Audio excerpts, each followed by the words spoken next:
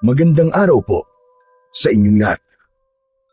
Ang kwentong inyong mapapakinggan ay tungkol kay Cesar na bukod sa pagiging mananabas ng tubo ay isa ring mahusay na manunugis ng aswang sa kanilang baryo.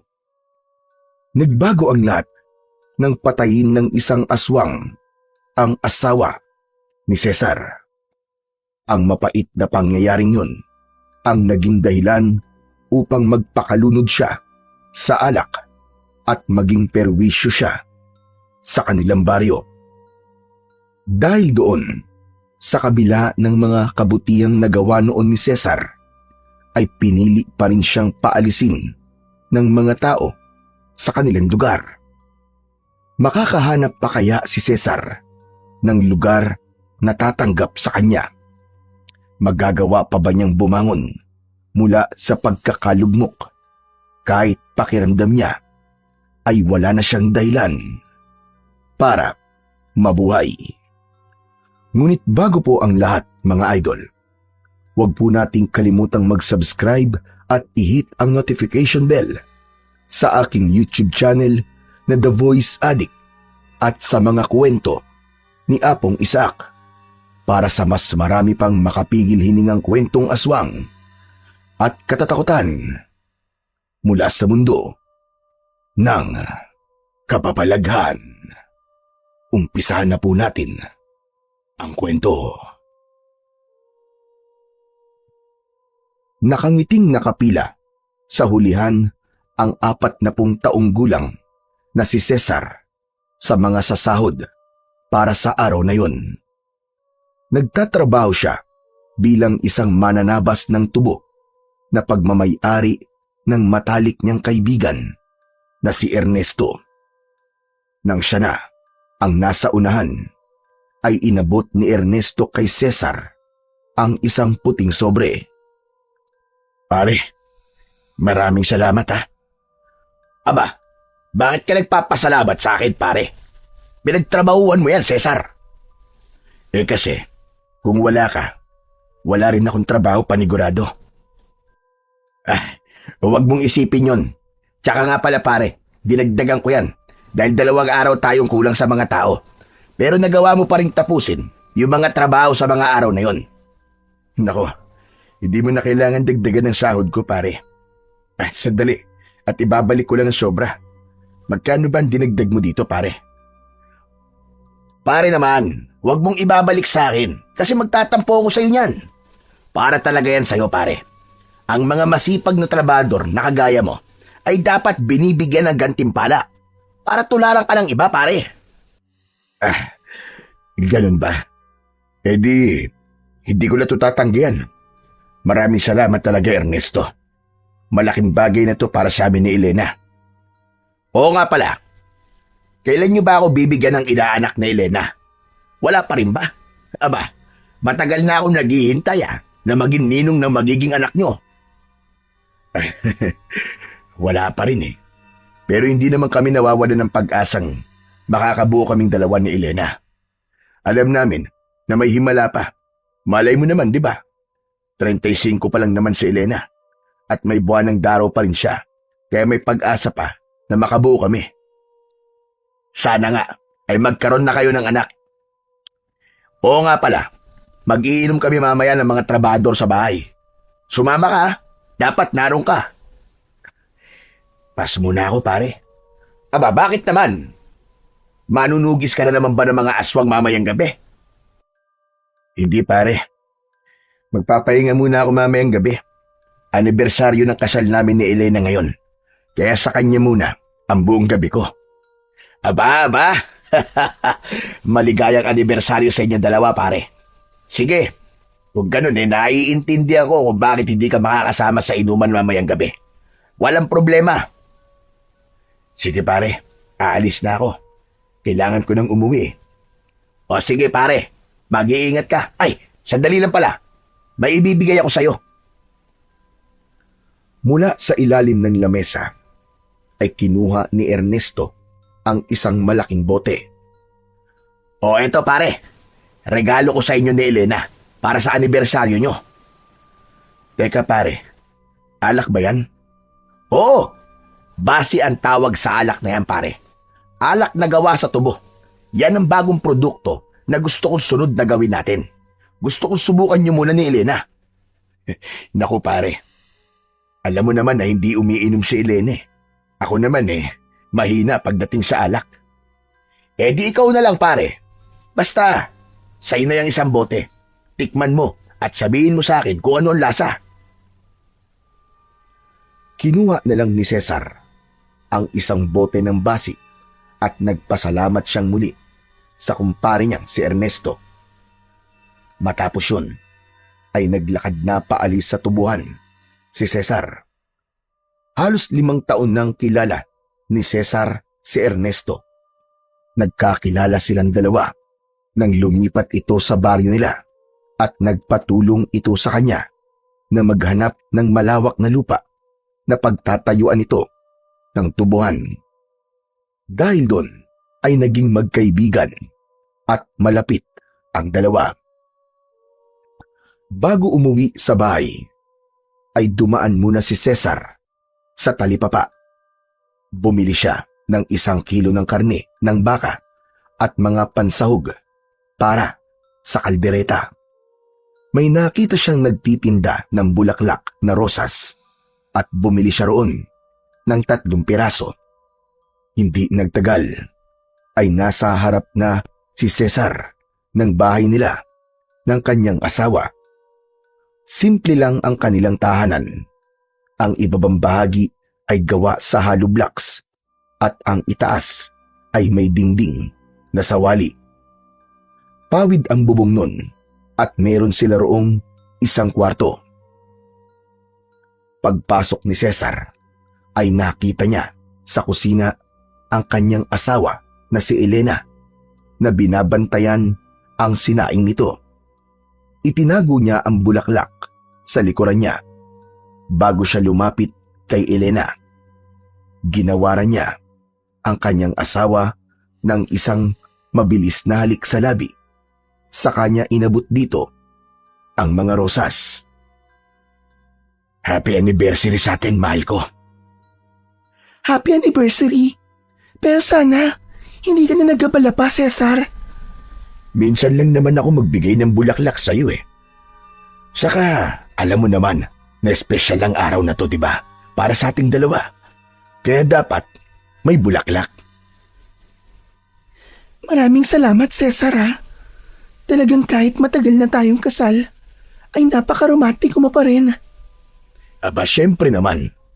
Hindi ba nangako ko na hindi ako magbabago? Tinutupad ko lang ang pangako ko na yun sa'yo. At teka, oo nga pala mahal. Bumili ako ng pangkaldereta para masarap ang ulam natin mamaya. Wow, talaga? Alam mo talaga ang paborito ko.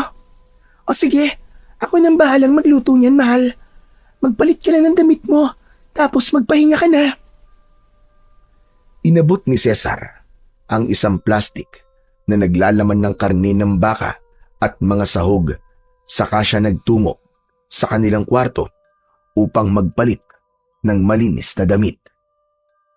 Para kay Cesar ay napakapalad niya sa kanyang asawa na si Elena dahil bukod sa maganda ito ay napakasipag pa nito.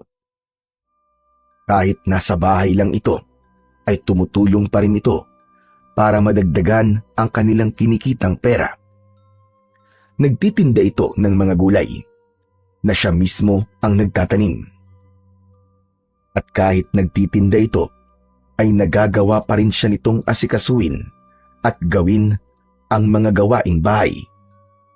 Talagang anak na lamang ang ulang sa kanila para masabi ni Cesar na kumpleto na ang kanilang pamilya. Pagsapit ng hapunan, ay inihain na ni Elena ang napakasarap na kaldereta na niluto nito. Tinawag na nito si Cesar at agad na dumulog ang dalawa sa pagkainan. Agad na tinikman ni Cesar ang kaldereta na niluto ng asawa at nagliwanag bigla ang kanyang muka. Napakasarap mo talaga magluto, mahal. Ito na ang pinakamasarap na kaldereta sa buong mundo. Sige lang, bulahin mo pa ako, Cesar. Uy, hindi kita binubola ha. Nagsasabi lang ako ng totoo. Abay, napakasarap naman talaga eh. Sige na, sige na. Ay, oo nga pala, Cesar. May kailangan akong sabihin sa'yo. Ano ba yun, mahal? Bigla ka naging seryoso. Kinakabahan tuloy ako eh. Hindi. Kasi nagpunta ako kanina sa health center. Nagpa-check up ako. Ha? Bakit? May nararamdaman ka ba? May masakit ba sa'yo? Wala, Cesar. Pero gusto kong malaman mo na 3 buwan na akong buntis. Nanlaki ang mga mata ni Cesar sa sinabi ng kanyang asawa. Para bang huminto at naging slow motion ang oras at nanlamig ang kanyang buong katawan. Bumilis ang tibok ng kanyang puso at ramdam niyang namuo ang luha sa kanyang mga mata. Ano sabi mo? Seryoso ka ba, mahal? Hindi ka ba nagbibiro? Hindi, mahal. Hindi ako nagbibiro. Totoo. Totoong buntis ako. Magkakaanak na tayong dalawa. Biglang napatayo si Cesar mula sa upuan at tila hindi makapaniwala sa kanyang narinig. Napahawak siya sa ulo niya sa kamuling napaupo. Hinawakan niya ang kamay ng kanyang asawa. Diyos ko, Elena! Hindi ako makapaniwala! Magkakaanak na tayo! Sa wakas, magiging tatay na ako! Ang tagal kong pinangarap to! Lagi kong iniisip kung darating pa ba ang araw na magkakaroon tayo ng anak. At ngayon, nandito na! Maraming salamat, Panginoon! Maraming salamat, asawa ko! Masaya rin ako, Cesar. Matagal na nating inintay ito. At ngayon ay dininig na ng Panginoon ang palagi nating dinadasal sa Kanya. Kaya nga, mahal ko, pangako, gagawin ko lahat para sa iyo at sa anak natin. Lahat ng hirap, lahat ng trabaho kakayanin ko, kahit ano pa yan. Hindi ko kayo pababayaan, mahal ko. Mahal na mahal kita. Pero mahal, may isang bagay sana akong hihilingin sa'yo. Dahil magkakaroon na tayo ng anak, gusto ko sana na huminto ka na sa pakikipaglaban mo sa mga aswang. Ano? Pero bakit naman, mahal? Kapag itinigil ko yun, sino na magtatanggol sa mga tao dito sa baryo natin mula sa mga aswang? Alam mo naman na tanging ako lamang ang may lakas ng loob na makipaglaban sa kanila. Alam ko yun, mahal. Pero naisip ko kasi na masyadong delikado ang ginagawa mo, lalo na't mag-isa ka lang.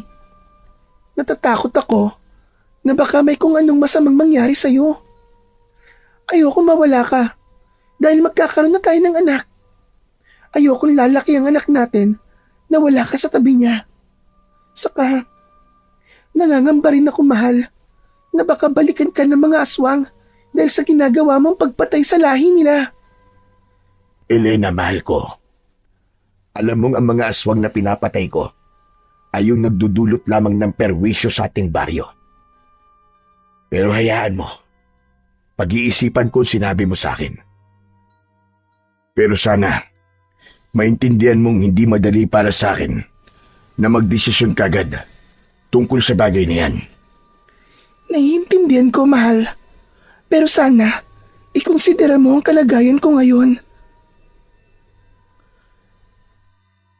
Tanging-tango na lamang na may kasamang pagngiti ang isinagot ni Cesar sa kanyang asawa na si Elena. 20 anyos pa lang si Cesar nang magsanay siya sa pakikipaglaban sa mga aswang sa tulong ng kanyang ama na isang manunugis din ng mga aswang. Nang mamatay ang tatay niya, ay siya na ang pumalit sa ginagawa nito at simula noon ay naging kilala si Cesar sa baryo nila bilang isang mahusay na tagapagtanggol laban sa mga aswang. Aminado si Cesar na mahirap para sa kanya ang bagay na hinihiling ni Elena. Mahirap na talikuran ang isang bagay na nakasanayan niya ng gawin, lalo na't nangako siya noon sa kanyang ama na ipagpapatuloy niya ang ligasiya nito bilang isang manunugis. Ngunit hindi rin niya maaaring baliwalain si Elena. Alam niya na nag-aalala na ito sa kanya at sa magiging anak nila, kaya nais nitong huminto na siya sa pagtugis sa mga aswang. Kaya alam ni Cesar na mahihirapan siyang magdesisyon sa bagay na yun. Kinabukasan ay masayang nagsimulang magtrabaho sa taniman ng tubo si Cesar. Sumisipol pa siya habang hawak ang karit at nagtatabas ng mga tubo. Napahinto siya nang marinig niya ang boses ni Ernesto. Aba, mukhang ang saya mo ngayong umaga, pare ah. Mukhang naka-score ka kagabi kay misis ah. Sa bagay, anibersaryo nyo nga pala kahapon. Ang totoo niyan, pare, hindi yan ang dahilan kung bakit ako masaya. Pare, buntis na si Elena. 3 buwan na.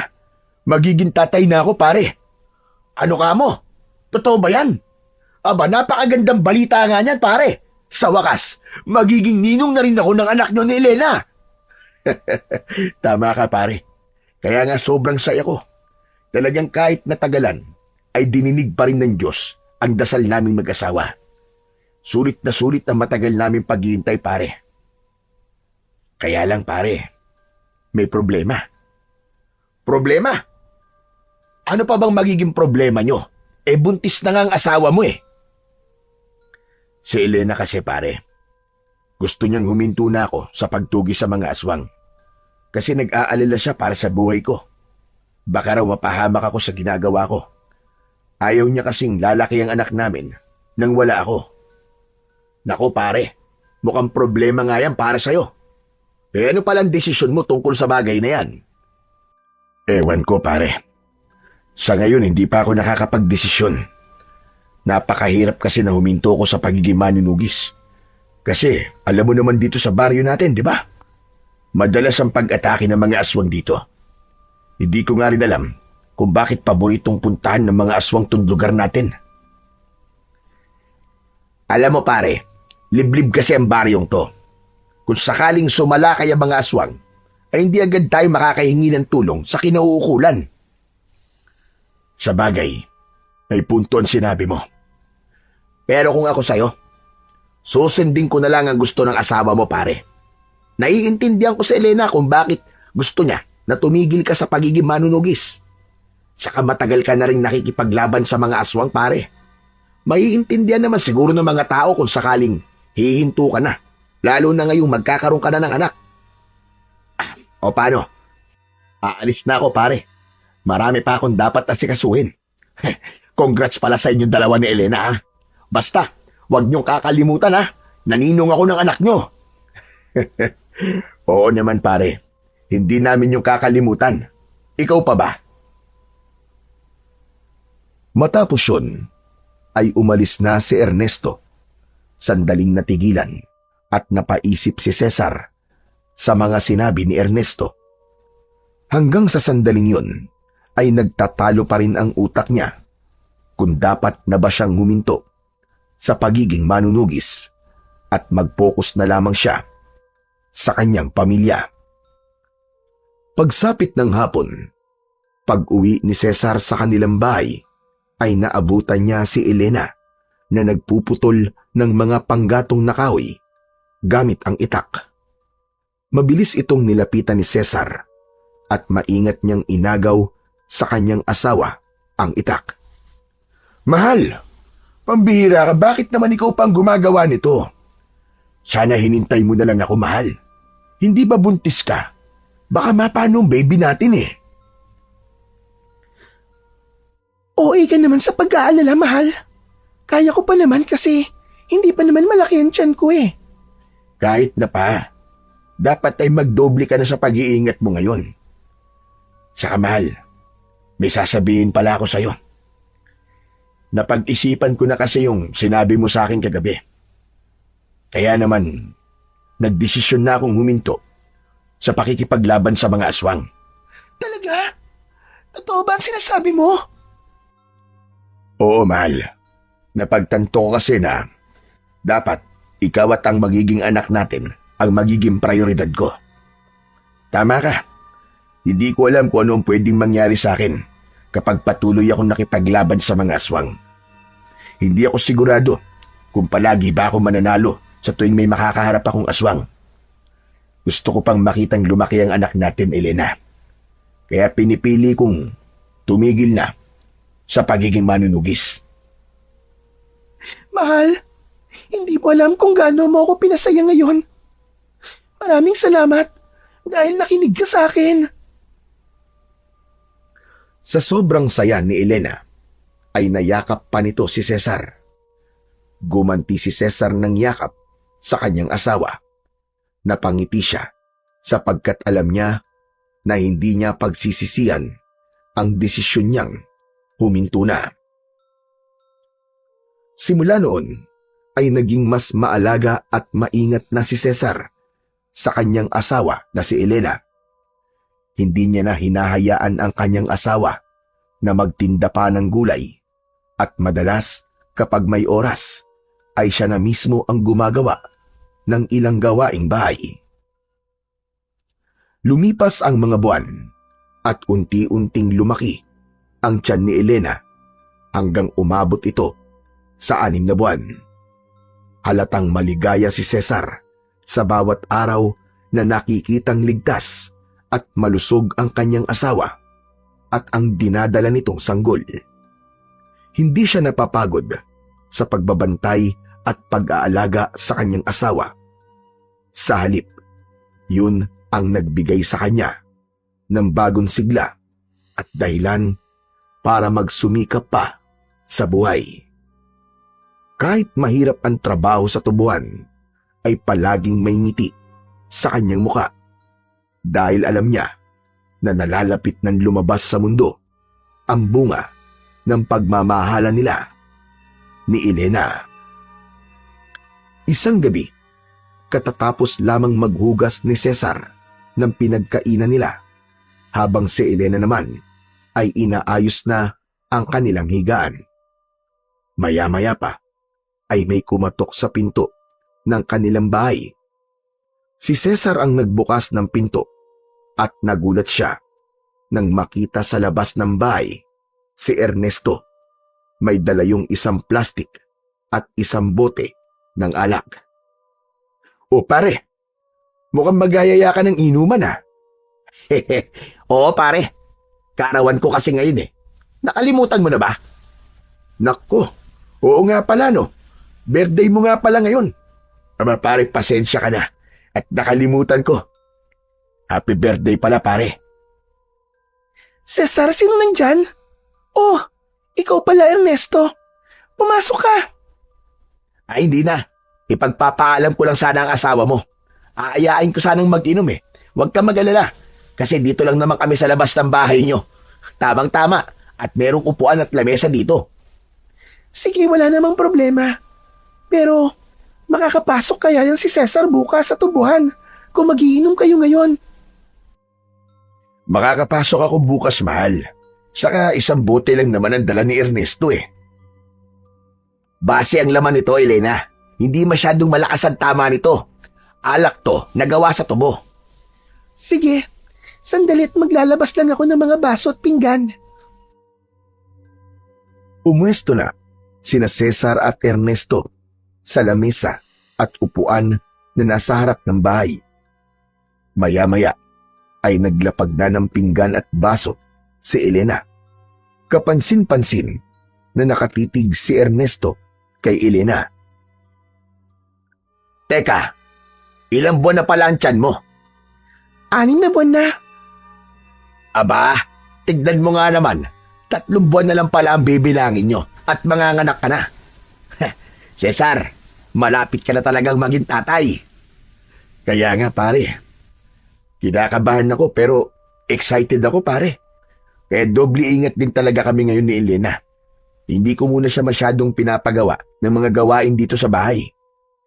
Aba, dapat lang pare. Mukhang maselen din ang pagbubuntis ni Elena dahil unang anak niyo yan.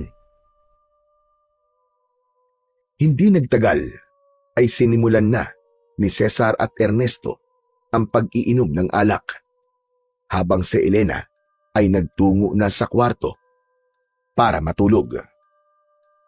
Aba, masarap pala itong alak na basi pare. Hindi ako mahilig uminom, pero mukhang magugustuhan ko to ah. Sabi ko na ba sa'yo pare, masarap talaga yan. Kasi gawa sa tubo yan eh. Ah, oo nga pala pare. Ano na pala ang desisyon mo dun sa request sa'yo ni Elena? Titigil ka na ba sa pagiging manunugis ng mga aswang pare? Oo pare. Naisip ko na dapat ay ang pamilya ko na ang prioridad ko ngayon. Kasi magkakaroon na kami ng anak ni Elena. Nakausap ko na rin si Kapitan. Nalungkot siya, pero ang sabi niya ay wala naman siyang magagawa sa desisyon ko. Tama yan pare. Sumasang-ayon ako sa desisyon mo na yan. Nagpatuloy ang pag-iinom nina Cesar at Ernesto hanggang sa naubos na nila ang isang bote ng alak. Doon na sila huminto. Labis na ang pagkahilo ni Cesar dahil sa sobrang pagkalasing. Hindi kasi siya sanay uminom ng alak, kaya kahit isang bote lang ay lasing na siya. O paano pare? Uwi na ako ah. Maraming salamat at sinamahan mo ako sa pag-celebrate ng birthday ko. Walang anuman pare. Happy birthday ulit. Mag-iingat ka at baka may makasalubong kang aswang. Sus, hindi ako natatakot sa aswang pare. Sila ang dapat matakot sa akin. Tatagpasin ko mga leeg nila. Sige na pare. Papasok na ako sa loob at talaga nahihilo na ako. May pasok pa ako bukas sa tubuan pare. Nang umalis na si Ernesto, ay sakalang pumasok sa loob ng bahay si Cesar. Nagising si Elena nang humiga siya sa tabi nito. Diyos ko, anong oras na? Bakit ngayon lang kayo natapos mag-inom? Madaling araw na yata ah. Hayaan mo na mahal. Birthday naman ni Ernesto. Saka minsan lang naman ito eh. O sige na, matulog na tayo at inaantok na ako. Ipinikit na ni Cesar ang kanyang mga mata. Wala siyang ibang nais gawin kundi ang matulog. Maya-maya pa ay naramdaman niya ang pagyugyug ni Elena sa braso niya. Cesar! Cesar, mahal! Gumising ka! Parang may tao sa labas. Mahal, baka pusa lang yun o kaya aso. Sigurado ko, may tao talaga, Cesar. Natatakot ako, gumising ka muna. Itulog mo na lang yan, mahal. Paulit-ulit na niyugyug ni Elena si Cesar, pero masyadong matindi ang pagkalasing ni Cesar. Kaya naman, kahit na anong gawin ni Elena, ay hindi na siya nito nagawang gisingin. Kinaumagahan, nang magising si Cesar, ay agad niyang naramdaman ang matinding pananakit ng kanyang ulo. Bumangon siya at hindi niya nakita si Elena sa kanyang tabi. Inasahan niya na nagluluto na ng almusal ang kanyang asawa ng mga oras na yon.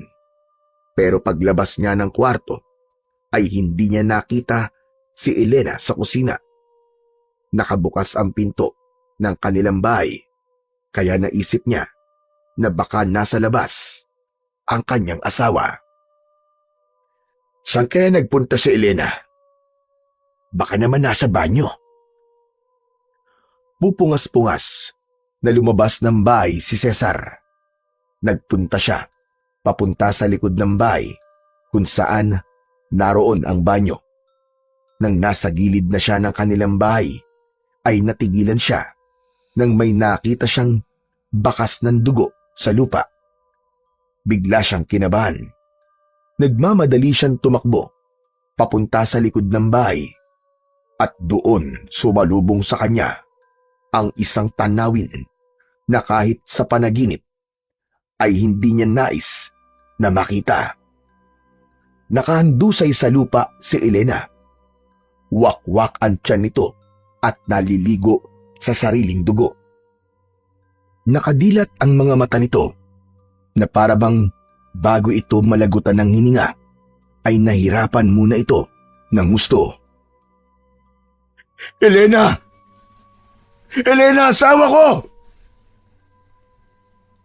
Marahang lumapit si Cesar sa bangkay ng kanyang asawa. Lumuhod siya at hinawakan niya ang mukha nito na parabang hindi pa rin siya makapaniwala sa kanyang nakikita hanggang sa tuluyan ng napasigaw habang umiiyak si Cesar. Elena! Elena, asawa ko, gumising ka! Elena! Elena!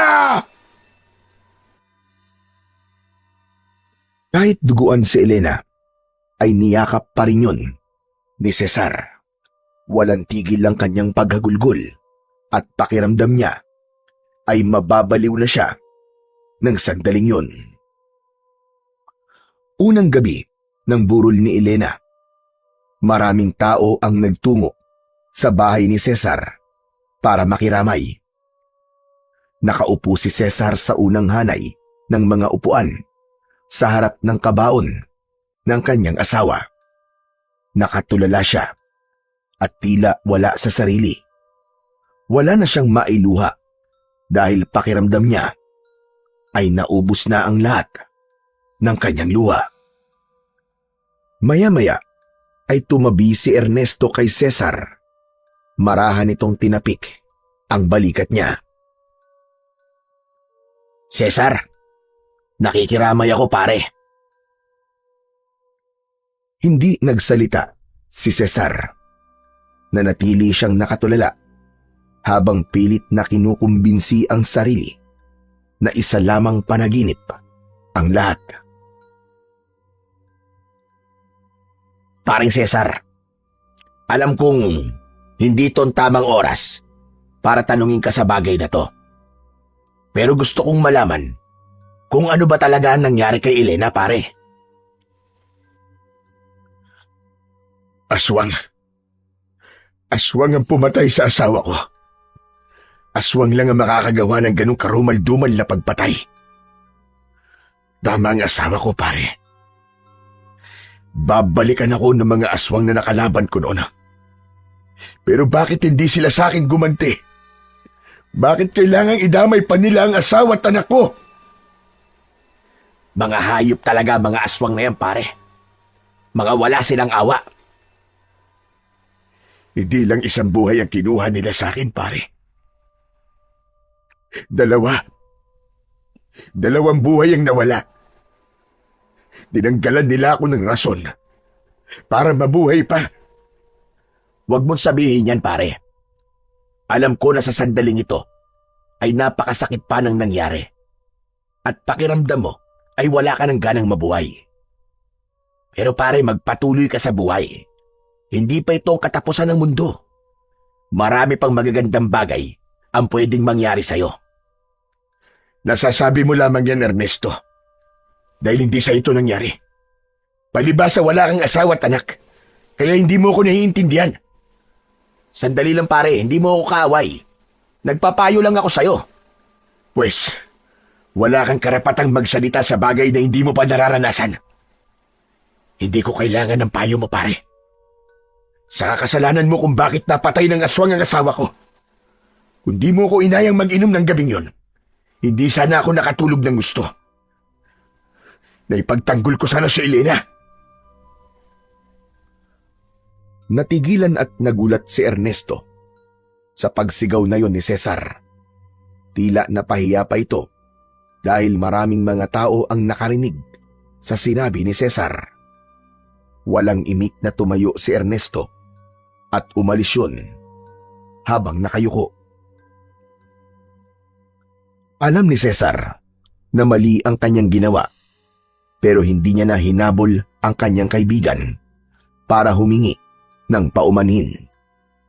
Lugmok siya sa pagluluksa ng sandaling yun at walang kahit na anong salita ang kayang magpagaan ng kanyang dinadala. Matapos mailibing si Elena, ay tuluyang bumagsak ang mundo ni Cesar. Araw-araw siyang dumadaan sa tindahan ng alak at doon niya inuubos ang perang kinikita niya mula sa tubuan. Sa halip na ipunin para sa mga gastusin sa bahay, ay alak ang kanyang pinaglalaanan ng kanyang pera. Nagkaroon na rin ng lamat ang pagkakaibigan nina Cesar at Ernesto dahil sa ginawang pagbulyaw noon ni Cesar kay Ernesto. Hindi na sila nag-usap at nagpansinan. Gabi-gabi ay nakaupo si Cesar sa harap ng kanilang bahay habang umiinom at umiiyak. Madalas niyang kausap ang bote ng alak na parabang yun na lang ang tanging nakakaintindi sa kanya. Patuloy niyang naramdaman na wala na siyang dahilan para mabuhay pa dahil hindi niya na makakasama ang kanyang asawa at anak. Isang umaga, habang abala si Cesar sa paggapas ng mga tubo, ay isang katrabaho niya ang lumapit sa kanya. Anito ay nais siyang kausapin ni Ernesto. Huminto muna siya sa kanyang ginagawa at pinuntahan niya si Ernesto na nasa mahabang upuan sa ilalim ng isang puno ng mangga. Pinatawag mo raw ako. Oo, ayoko na magpaligoy-ligoy pa. Pero kinalulungkot kong sabihin na huling araw mo na to sa pagtatrabaho sa akin tubuan. Anong ibig mo sabihin? Sinisisante na kita, Cesar. Mamaya, bago ka umuwi ay kunin mo na sa akin ang huling sahod mo. Sandali, Ernesto. Bakit mo naman ako tatanggalin dito? Dahil ba sa nasigawan kita? Hindi dahil doon. Ang totoo ay wala na sa akin yun. Alam ko nasigawan mo lang ako dahil sa matinding emosyon mo ng panahong yon. Kung ganun, anong dahilan bakit mo ko tinatanggal? Maraming trabahador dito sa tubuan ang nagrereklamo na pumapasok ang lasing. Dahil doon ay hindi ka nakakapagtrabaho na maayos. May ilan pa na nagsasabing natutulog ka sa oras ng trabaho mo. May ilan pa na nagsasabi na bigla ka na lang naghahamon ng away at may pinagbandaan ka pa. Napapatayin mo gamit ang iyong karet. Masyado lang silang balat sibuyas, Ernesto. Intindi na lang nila ako dahil meron akong pinagdadaanan. Hindi lahat ay dapat na mag-adjust para sa'yo. Dahil may pinagdadaanan ka. Kilala mo ko, Cesar. Kapag trabaho ay walang kaibigan sa akin. Kaya pasensya ka na. Pero buo na ang desisyon ko. Tumiim ang bagang ni Cesar habang nakatingin kay Ernesto. Hinintay niyang bawiin ito ang mga sinabi nito. Makalipas ang ilang segundo, ay mahinang tumawa si Cesar. Sabay tango. Sige, kung yan ang desisyon mo, ay wala na akong pakialam. Sa sinabi mo na yan, ay parang tinapos mo na rin ang pagkakaibigan natin. Ayoko na magtrabaho ngayong araw. Ibigay mo na lang sa akin ang huling sahod ko para makaalis na ako rito. Ito na ang huling sahod mo. Huwag ka mag-alala dahil dinagdagan ko yan. Dapat lang nadagdagan mo to dahil sa pagpapakahirap ko sa tubuan mo. Saka kung inaakala mo na hindi na ako makakahanap ng ibang trabaho, nagkakamali ka. Hindi lang ikaw ang tatanggap sa akin.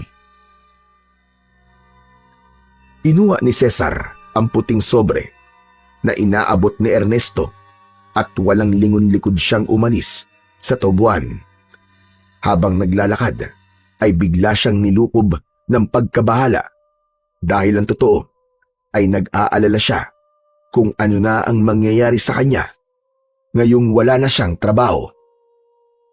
Mas lalo pang nadagdagan ang pasanin ni Cesar simula nang mawalan siya ng pagkakakitaan. Imbis na maghanap ng trabaho, ay mas lalo siyang nalulong sa pag-inom ng alak. May mga pagkakataon pa na nangungutang na siya sa tindahan para lamang makapaglasing. Ngunit sa tuwing naglalasing si Cesar, ay hindi na niya nakikilala ang kanyang sarili. Bigla na lang siyang nagwawala at naghahamon ng suntukan kahit kanino. May mga pagkakataon pa na naninira siya ng ari-arian ng mga kapitbahay niya nang walang dahilan. Ang dating mga humahanga ay nagkaroon na ng takot sa kanya. Ang dating mahusay na manunugis ay nakilala na bilang isang lasinggerong palaging may dalang karit at naghahamon ng away. Isang gabi, habang nag-iinom si Cesar sa loob ng kanyang bahay, ay kinuha niya ang larawan ng kanyang asawa na si Elena. Nang tignan niya yon, ay otomatikong nalaglag ang kanyang mga luha. Elena, mahal ko. Bakit kasi iniwan mo kaagad ako? Akala ko'y magiging buo na ang pamilya natin. Dahil magkakaroon na tayo ng anak. Mahal ko, sana'y panaginip lang ang lahat ng ito. Sana'y bigla na lamang akong magigising. Nakatabi pa rin kita sa higaan. Miss na kita, mahal ko. Habang umiiyak si Cesar, ay bigla siyang nakarinig ng sigawan ng mga tao sa labas. Hindi niya yon pinansin at patuloy niyang kinausap ang larawan ng namayapa niyang asawa hanggang sa may mga kumatok sa pinto ng kanyang bahay. Narinig niya ang paghingi ng saklolo ng mga tao sa kanya.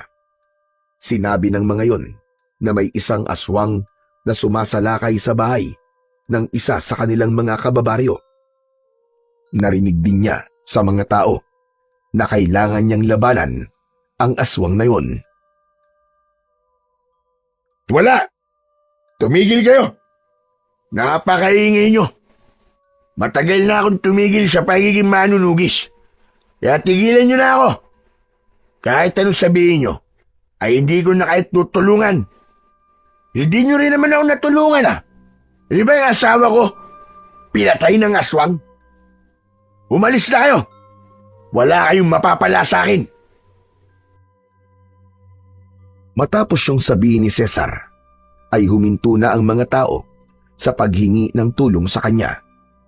Nilagok niya ang bote ng alak at nang maubos yun, ay nahihilo siyang napahiga sa sahig.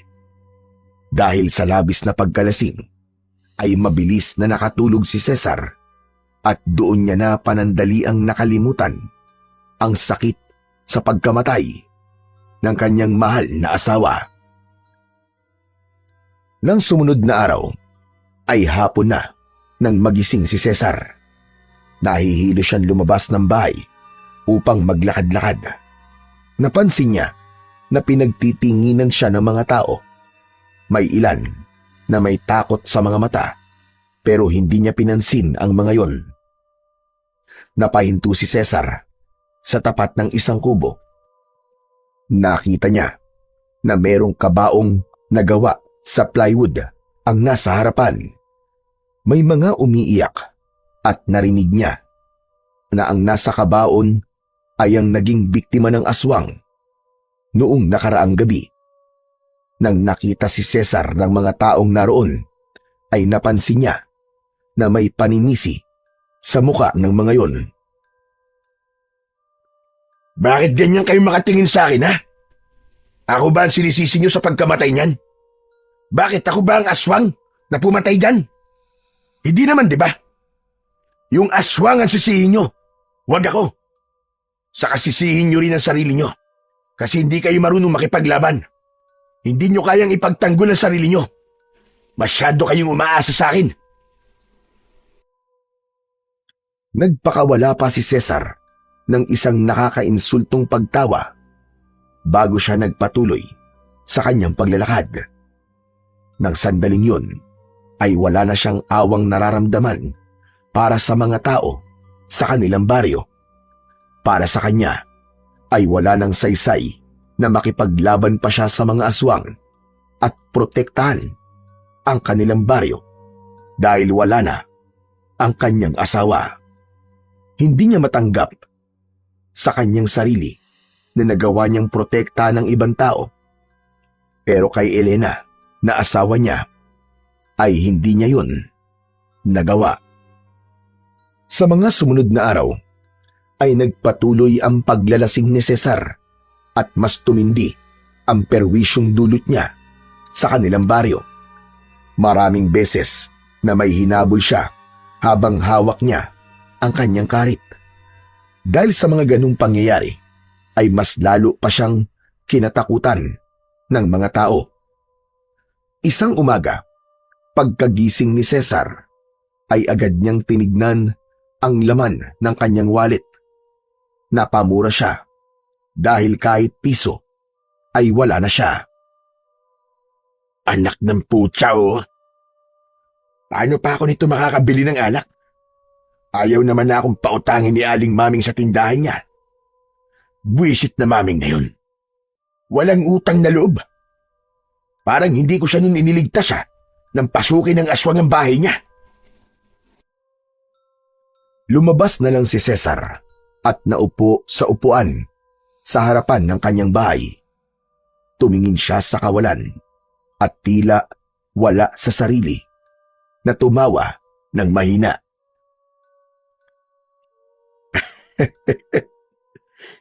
Dati naghahabulan pa kami rito ni Elene. Yun nga lang, hindi na mangyayari yun. Kasi iniwanan niya na ako. Sa gitna ng pagmumuni-muni ni Cesar, ay hindi niya inasahan ang pagdating ni Ernesto. Seryoso ang mukha nito. Tumayo si Ernesto sa harapan niya. Anong ginagawa mo rito? Hindi ba tapos na ang pagkakaibigan nating dalawa? Ayoko nang makita yung pagbumukha mo kahit kailan. Hindi ako nagpunta rito bilang kaibigan mo, Cesar. Bilang ano? Bilang kaaway ba? Sandali, tintayin mo ako rito. Kukunin ko lang ang karit ko. Tatayo na sana si Cesar nang hawakan ni Ernesto ang braso niya. Marahas na pumiksi si Cesar. Ano ba? Huwag mo akong hinahawakan. Wala ako rito para makipag-away sa'yo, Cesar. Nandito ako bilang normal na kababayan mo. Alam ko na. Natatakot kang makipaglaban sa akin, no? Sa bagay, ano bang alam mo sa pakikipaglaban? Di ba? Ang alam mo lang namang gawin ay umupo at mag-utos sa mga trabador mo. Pwede ba, Cesar? Manahimik ka muna. Talaga bang wala ka ng utak at puro bibig at angas na lang ang pinapairal mo? Natigilan si Cesar sa pagsigaw na yon ni Ernesto.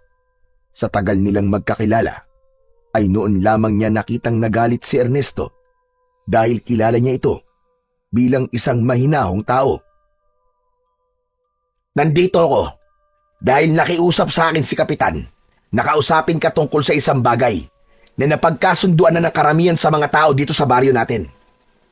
Kahapon ay nagkaroon ng pagpupulong sa barangay tungkol sa mga hindi magagandang bagay na ginagawa mo rito sa baryo. Ganun ba ako kaimportante sa inyo? Para magpulong pa kayo para sa akin? At ano namang pinagpulungan nyo? Marami na sa kanilang nababahala sa kinikilos mo, Cesar. Marami nang natatakot sa'yo at itinuturing ka nilang malaking banta sa buhay ng mga tao. Ang dami mong ginagawang hindi maganda, lalo na kapag nakakainom ka. Nanghahamon ka ng away kung kani-kanino at nanghahabol ka habang may dala kang karet. Pwede ba wag ka na magpaligoy-ligoy? Ang dami mo pa sinasabi. Ano ba talaga na pag-usapan nyo sa pagpupulong? Sabihin mo na. Marami ang bumoto na paalisin ka na rito sa baryo natin, Cesar. Gaya na sinabi ko, ay isa ka ng malaking banta sa kaligtasan ng lahat. Isa pa, nung may inatake ng aswang, ay wala ka raw ginawa. Eh di lumabas din ang totoo. Pinapalayas niyo ako kasi wala na akong silbi sa inyo. Hindi niyo na ako mapapakinabangan. Ano bang inaasahan niyo, ha? Na makikipaglaban kagad ako sa mga aswang habang nagluluksa ako sa pagkamatay ng asawa at anak ko? Ano ba tingin niyo sa akin? Robot? Huwag mo akong isinasama sa kanila. Dahil ang totoo ay pinaglaban kita. Sinabi ko sa kanila na intindihin ka nila dahil may mabigat kang pinagdadaanan. Pero wala na akong magagawa dahil mas maraming may gusto na umalis ka na rito. Matapos ng napakahabang panahon na ipinagtanggol at pinotektahan ko kayo mula sa mga aswang, ay ganito pa pala ang gagawin niyo sa akin. Mga walang utang na loob. Ikinalulungkot ko, pero buo na ang desisyon ng mga tao, Cesar. Ang sabi ni Kapitan ay sabihin ko to sa'yo dahil dati tayong magkaibigan. At kapag hindi ka raw agad umalis, ay magpapatulong na sila sa mga pulis para palayasin ka. Huwag kayong mag-alala. Hindi niyo na kailangan tumawag pa ng pulis. Dahil aalis na kagad ako rito. Nakakahiya naman sa inyo eh. At baka maabala ko pa kayo. Umalis ka na. At naaalibadbaran ako sa pagmumukha mo. Sana, kung saan ka man mapupunta, ay mahanap mo ang kapayapaan na yung hinahanap, pare. Mag-iingat ka. Plastic. Alam ko na tuwan-tuwa ka sa nangyayari sa buhay ko ngayon. Ito naman talaga ang gusto mo, di ba? Ang bumagsak ako. Hindi na hinintay ni Cesar na magsalita si Ernesto at pumasok na siya sa kanyang bahay. Pabalibag niyang isinarado ang pinto upang mas maramdaman ni Ernesto ang galit na kanyang nararamdaman. Mga walang utang na loob! Matapos kong ibuwis ang buhay ko para lamang mailigtas kayo, ay ganito pa ang gagawin niyo sa akin. Tignan natin kung hindi kayo magsisi kapag nawala ko rito. Sana'y gabi-gabi kayong salakayin ng mga aswang. At kapag nangyari yun, sigurado ko na maiisip niyo ko. Kinuha ni Cesar ang kanyang lumang bag. Inilagay niya roon ang kanyang ilang damit at hindi niya nakalimutang isama ang kanyang karit. Hindi niya maaaring iwanan ang karit na yun dahil napakahalaga nun para sa kanya. Hindi niya lang yun ginamit sa tubuan para magtabas, kundi maging sa pakikipaglaban sa mga aswang. Matapos mag-empake ng mga gamit, ay lumabas na si Cesar sa kanyang bahay. Sandali siyang huminto upang tignan para sa huling pagkakataon ang bahay na naitayo niya dahil sa kanyang sipag at pagtsatsaga. May bumalot na lungkot sa kanya. Mahirap para sa kanya na iwanan ang bahay na yun dahil naroon ang masasayang alaala nila ni Elena. Doon sila nagsimulang mangarap at saksi ang bawat sulok ng bahay na yun sa kanilang pagmamahalan. Ngunit wala nang magagawa si Cesar kundi ang lisanin ang kanyang bahay dahil ayaw niyang ipagsiksikan ng kanyang sarili sa isang lugar na ayaw sa kanya ng mga taong nakatira. Nagsimula nang maglakad si Cesar palabas ng kanilang baryo. Nakita niya ang tingin ng mga tao sa kanya na parabang napakasaya ng mga yun na makitang aalis na siya. Naglakad ng naglakad si Cesar nang walang tiyak na patutunguhan.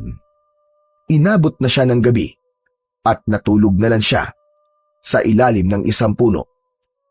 Pagsapit ng umaga ay muli siyang naglakad. Gutom na ako. Ang hirap talaga kapag walang pera. Bahala na. Kung mamamatay ako kakalakad, ay mas mabuti pa nga para magkasama na kaming muli ni Elena sa kabilang buhay. Patuloy na naglakad si Cesar kahit nahihilo na siya sa labis na gutom at uhaw. Nakarating na siya sa kalsada at isang maliit na truck na may kargang mga gulay ang nakita niyang paparating. Agad niya yung hinarang at nagpreno naman yun. Mula sa tabi ng driver seat ay dumungaw ang isang matandang lalaki na galit na galit. Hoy! Kung magpapakamatay ka, ay wag mo kong idamay. Umalis ka nga dyan. Pasensya na po, Tatang. Pero makikiusap po sana ako sa inyo na baka pwede akong makisakay. Hindi ako nagpapasakay nang hindi ko kilala. Mamaya ay magnanakaw ka pa eh. Hindi po ako masamang tao, Tatang. Kanina pa po kasi ako naglalakad at wala akong mapupuntahan. Kaya parang awa niyo na po. Pasakayin niyo na po ako. Matagal na tinignan si Cesar ng matandang lalaki. Nagdasal si Cesar sa utak niya na sana ay pumayag ang matanda sa hiling niya. Sige na, sumakay ka na rito. Bilisan mo at nag-aabol ako ng oras. Naku, maraming salamat ho. Nagmamadaling sumakay si Cesar sa truck. Pumwesto siya sa unahan sa tabi ng driver. Nang may nakita siyang nakabukas na biskwit malapit sa kambyo, ay agad niya yung kinuha at inubos niya ang lahat ng laman nun. Hindi nagtagal ay pinaandar na ng matanda ang sasakyan. Grabe ka naman. Pagkain ko pa naman yan mamaya. Pasensya na ho kayo, Tatang. Gutom na ho talaga ako. Nagbibiro lang ako. Ayos lang. Mas kailangan mo yan kaysa sa akin. May tubig dyan sa likod. Kunin mo at uminom ka na rin. Kinuha ni Cesar ang tubig na nasa plastic na bote at inubos din niya yon. Ako nga pala si Ruben. Pero tawagin mo na lamang akong Lolo Ruben. Ikaw, anong pangalan mo? Cesar po. Saan ka pala pupunta? Wala ho akong mapupuntahan eh. Pinalayas po kasi ako sa baryo namin. Dahil sa pagiging lasinggero ko. Nagwawala po kasi ako kapag nakakainom.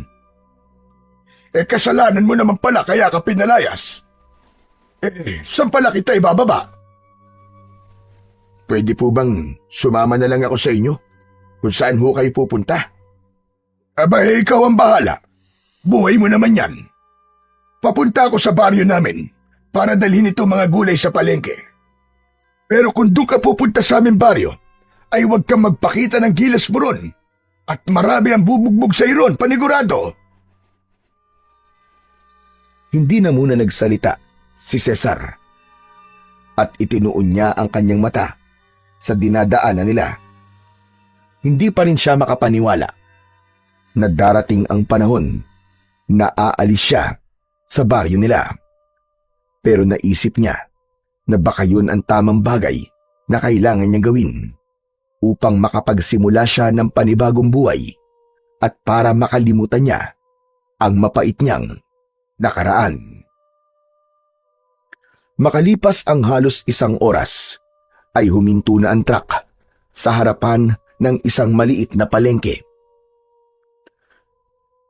Hanggang dito na lang kita madadala. Kailangan ko nang ibaba ang mga gulay na nasa likod ng aking truck. Wala hong problema. Maraming salamat po kasi pinasakay niyo po ako sa inyong truck, Lolo Ruben. Tutulungan ko na po pala kayo sa pagbababa ng mga gulay para makabawi po ako sa pagtulong niyo sa akin. Nako, hindi na kailangan. Huwag mo nang agawan ng trabaho ang mga kargador dito sa palengke. Okay na sa akin na wala kang ginawang masama.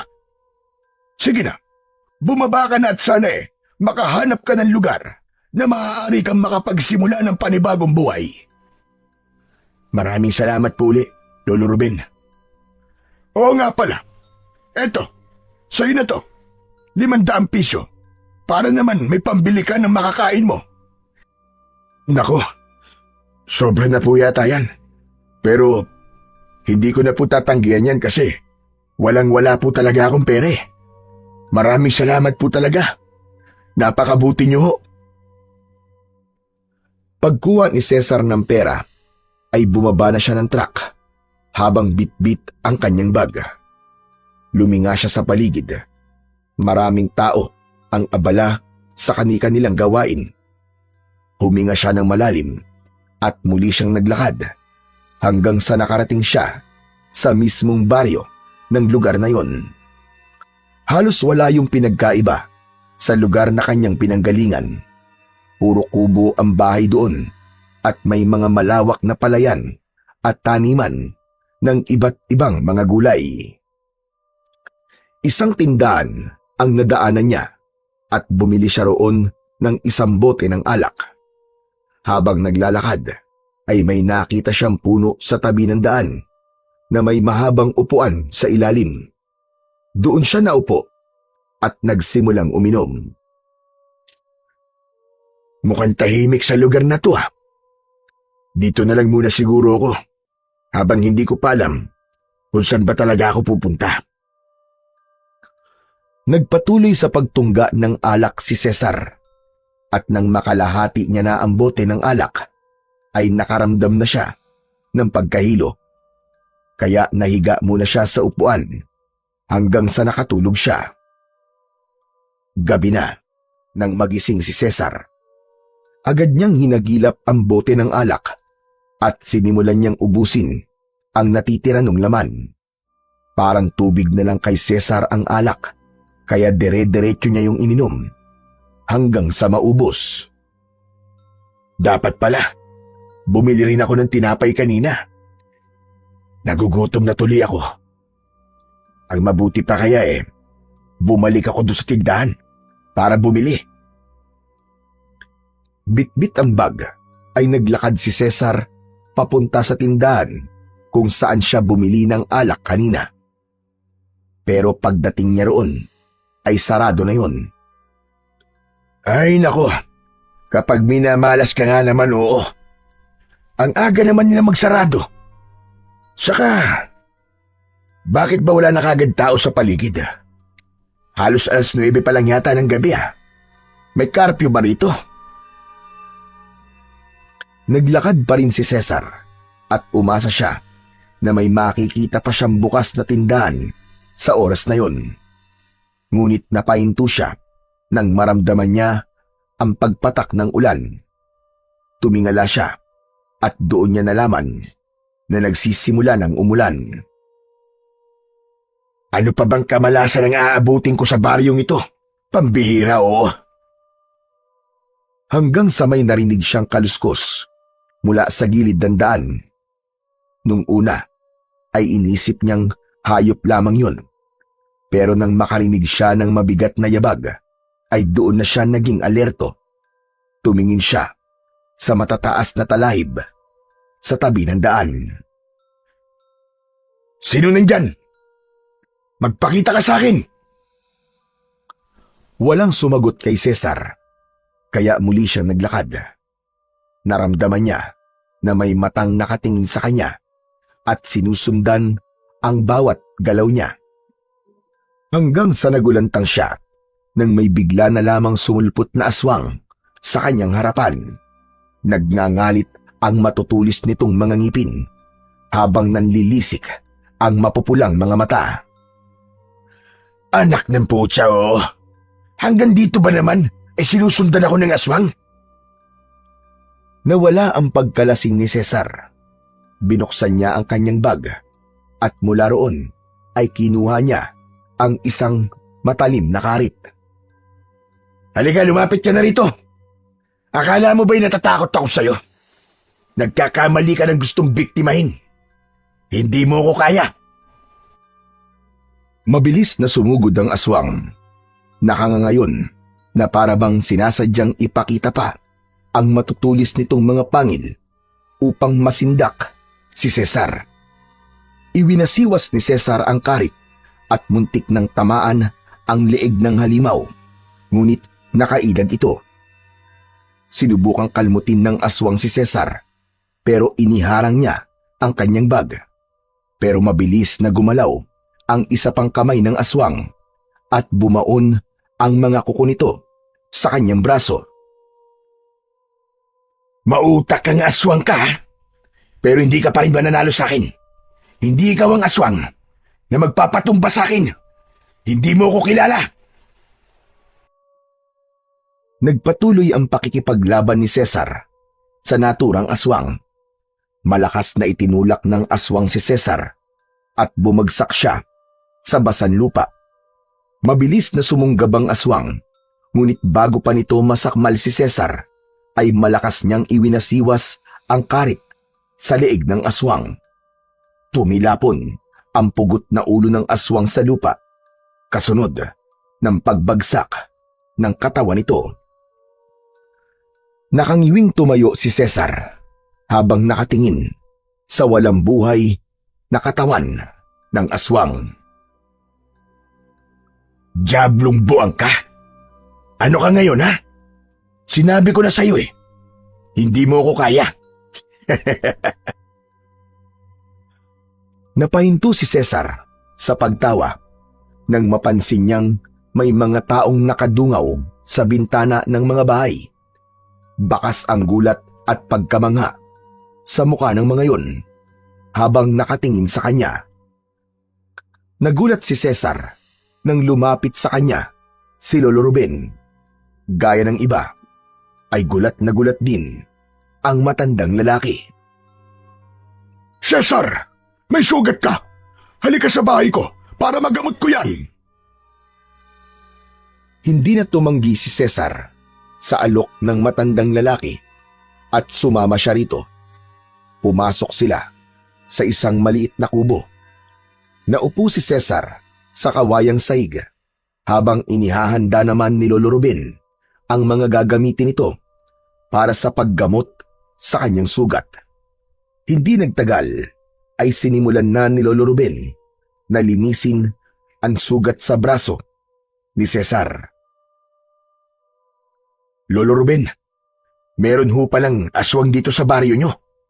Oo, ang totoo ay matagal na naming problema ang aswang na yon. Kaya kung mapapansin mo, wala ka nang makikitang tao sa labas kapag ganitong oras. Ilang taon na siyang sumasalakay dito. Hindi lang mga hayop ang binibiktima niya, kundi mga tao rin. Oo nga pala, malalim ang sugat mo, kaya konting tiis lang. Magiging masakit itong paglilinis ko sa sugat mo. Ayos lang ho. Sanay na po ako sa sugat mula sa mga aswang. Anong sabi mo? Aba, bakit sanay ka na sa ganun? Sino ka ba talaga, Cesar? At bakit tila sanay na sanay kang makipaglaban sa mga aswang? Ang totoo ho niyan, Lolo Ruben, ay isa po talaga akong manunugis ng aswang sa baryo namin. Manunugis po ang tatay ko, at siya po nagsanay sa akin. Paborito pong salakayin ng mga aswang ang lugar namin. Kaya ako po ang inaasahan ng mga tao roon na makipaglaban sa mga aswang. Kaya naman pala sisiw na sisiw lang sa'yo ang aswang na nandito sa aming baryo. Napakadali mo siyang napatay. Kahanga-hanga. Maraming salamat sa'yo dahil tinapos mo na ang matagal na naming problema.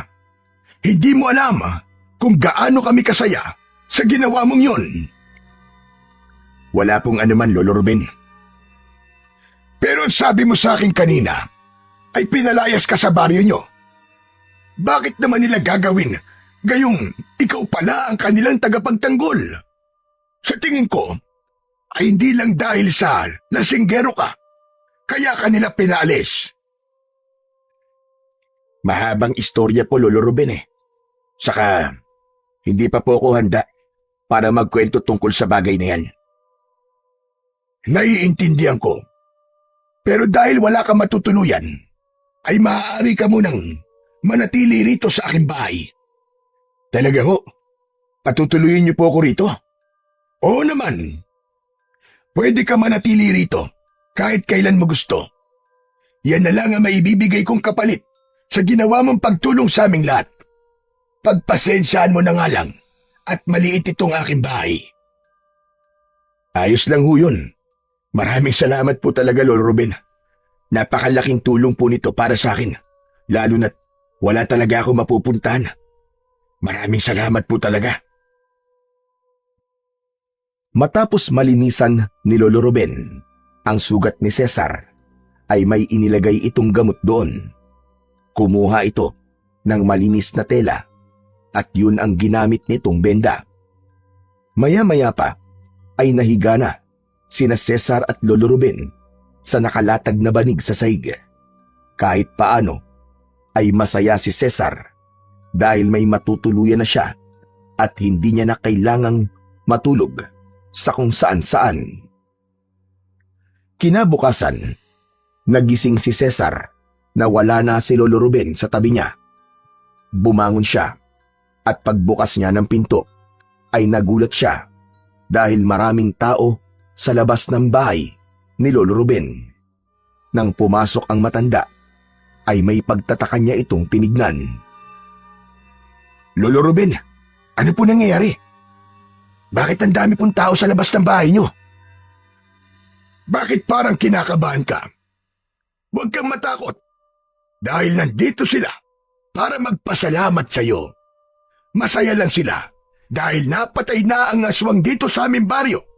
Sige na, harapin mo silang lahat.